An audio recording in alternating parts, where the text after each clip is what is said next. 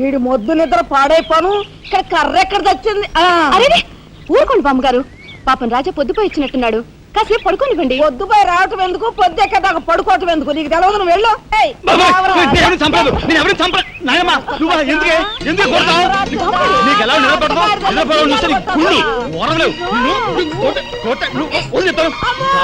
నిద్రపోనకుండా కొట్టుకొని పై చేస్తుంటావు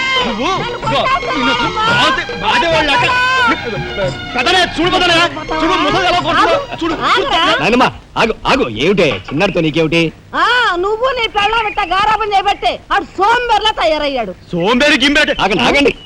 మిట్ట మధ్యాహ్నం దాకా పడుకోవడం మూలంగా ఇంటికి ఉపయోగం, దేశానికి ఉపయోగం తెలుసా? దేశానికి? అవును మరి. నాలాంటి వాళ్ళకి ఉద్యోగం రాకపోవడం వలన స్ట్రైకులు చేసి బస్సులో తగలబెడతామా?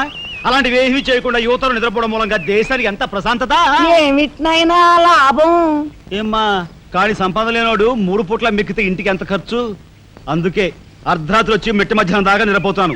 దాని మూలంగా రాత్రి భోజనం, తెల్లారి కాఫీ, టిఫిన్లు నీకు ఆదా కాదా? ఏనా ఇక పెద్దనయ్య అంటావా? వాడు మధ్య తరగతి మనిషి, బోడు బరువు బాధ్యతలుంటాయి, 10 మందికి సమాధానం చెప్పుకోవాలి కాబట్టి పొద్దునే లేవాలి. ఇక సీతమ్మ లాంటి వదులంటావా? ఇంటి చాకరీ బోర్డంత ఉంటుంది, ఆవిడ పొద్దునే లేవాలి.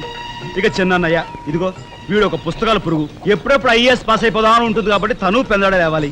ఇక చిన్నపిల్లలు పొద్దునే ఆడుకోవాలి, చదువుకోవాలి కాబట్టి వాళ్ళు పెందడ లేవాలి. నువ్వు నేను ఎందుకే పెందడ లేవటం? నా మాట విని నాయనమ్మా, నువ్వు నాతో పాటు అర్ధరాత్రి వరకు గాలి తిరుగుడు తిరిగి ఇంటికి వచ్చి నిద్రపోయి లేటుగా లేచావనుకో, ఇంటికి ఖర్చు తగ్గుద్ది, నాకు నీ నస తగ్గుద్ది. నువ్వు ముదిరిపోయావురా.